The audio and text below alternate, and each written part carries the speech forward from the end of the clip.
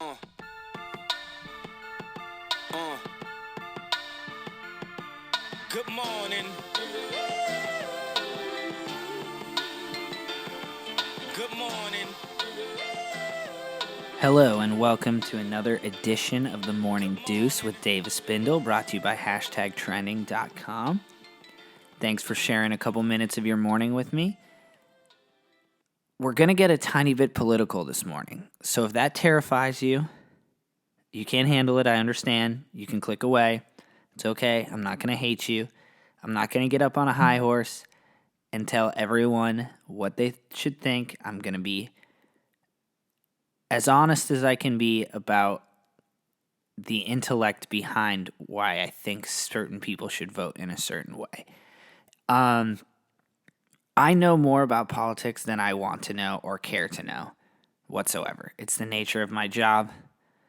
I cover the 2016 election. I am very, very aware of things that I don't even need to or want to be aware of. And I have been for quite some time.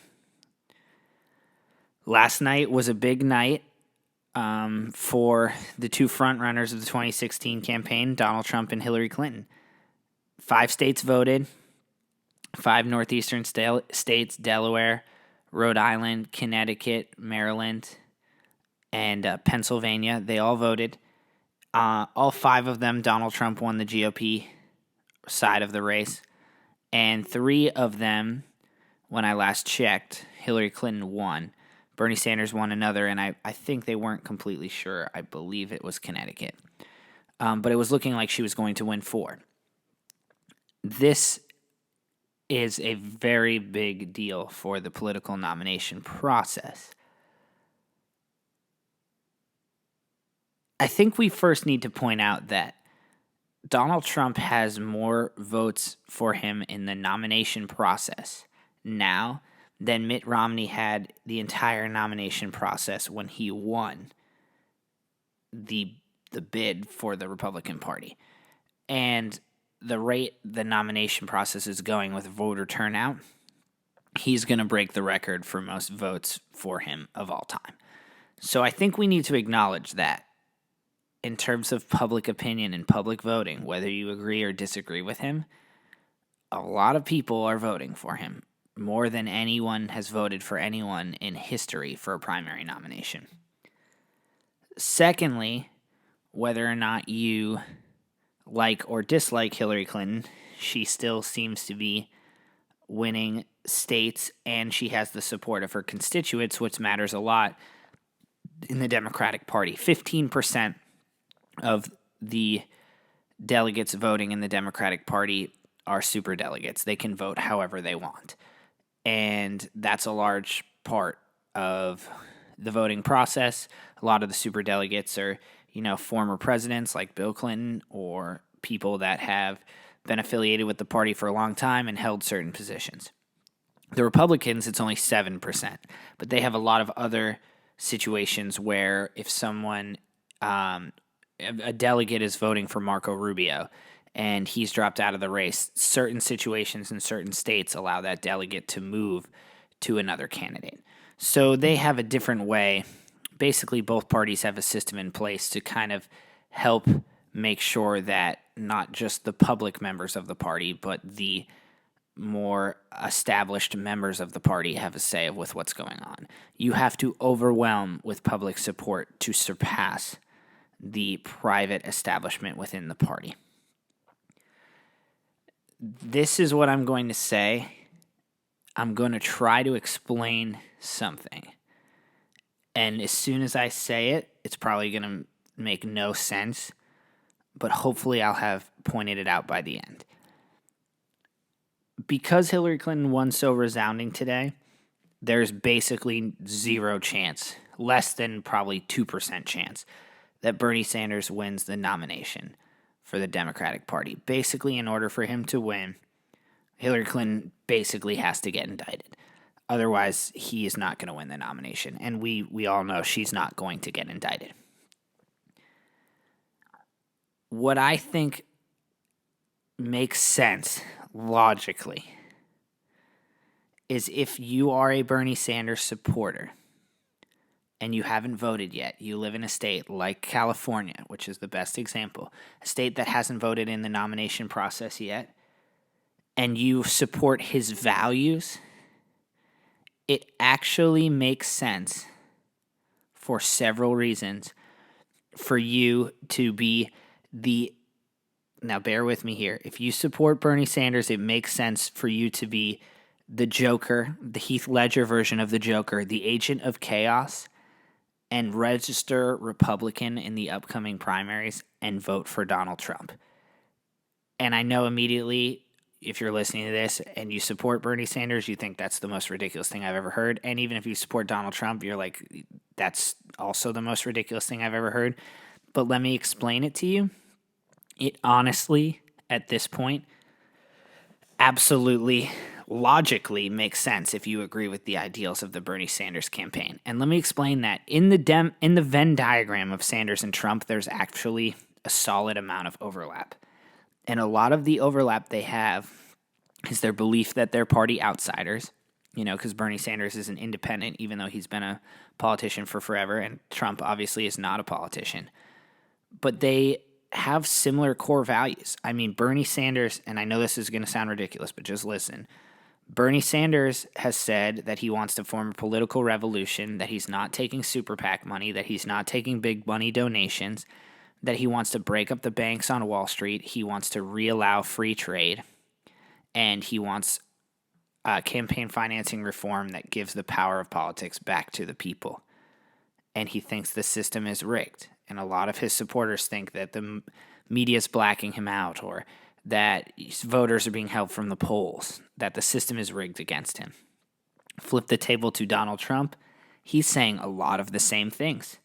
He believes that super PACs are wrong because you will owe people money and that big money is running politics.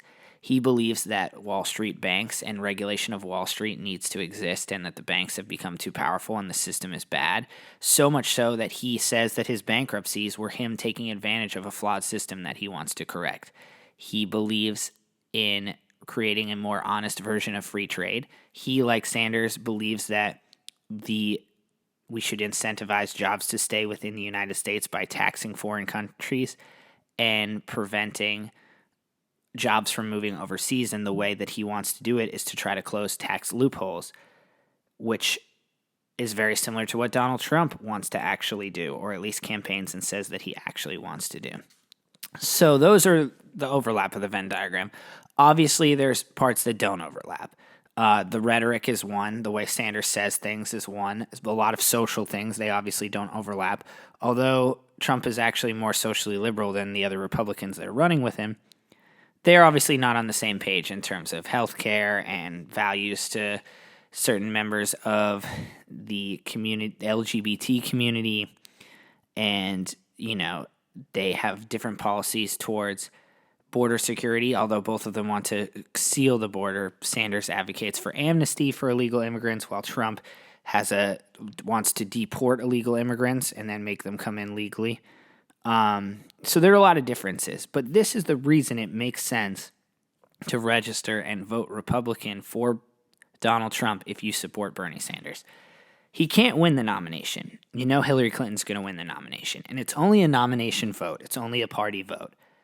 But you want to be an agent of chaos. That's what Bernie Sanders is asking for. He's asking for a political revolution. He's asking for a gigantic system of change that's going to be upheaval to the political system as we know it. And the easiest way to continue with that belief that he is giving you is to vote for Donald Trump in the nomination process. Because every vote he gets him closer to the 1,237 delegates he needs to secure the party's nomination. And all the Republican Party wants to do is prevent him from doing that.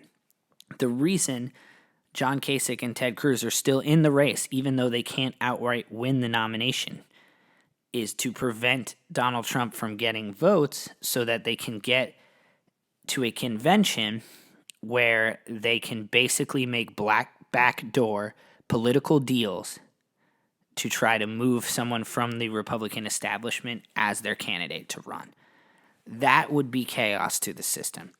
That would probably more or less cause a rupture in the Republican Party so deep it might cause a third party to form, which if you're a Bernie Sanders supporter, isn't that what you want? Don't you want Donald Trump to go into that convention with as many delegates as possible? The closer to the 1237 he is, the harder it is for the Republican Party to justify running a new candidate. And then if they still try to do it, the bigger the chasm created within the party, the more likely we are to get another strong third party in the United States political system, which a lot of people, many of whom are Bernie Sanders supporters, are advocating for. And if he does get that nomination outright and wins the 1237, which he has the most public votes in the nomination process of all time, then the Republican Party might have to figure out a way to branch off and start an independent candidate and support the independent candidate outside of their own party, which is absolutely ridiculous and something they've never done before because they don't feel like they can support their own candidate, which could also create a third party. And if you support Bernie Sanders, more than likely, your hope is that at least Hillary will win. And I know there isn't a direct overlap, but that tends to be the thought process. At least let the other Democrat win. Well, if Trump gets the nomination, that's your best chance to have Hillary win, because the Republican Party will divide within itself and it will have less strength, it will have less united front, less support that a lot of established Republican politicians will consider even leaping their support to Hillary Clinton just because they honestly know that she's a politician and they probably have mutual connections with her politically, that it's an easier path to the nomination for her to face Donald Trump. Because when push comes to shove, a candidate well backed by the Republican Party, even after a brokered convention, even after an open convention, is going to be harder for Hillary Clinton to defeat with all of those resources and that newfangled energy of maybe a candidate like Paul Ryan, who didn't even run. That would be harder for Hillary Clinton to beat than Donald Trump, because I think forces could unite against him, including the forces within his own party.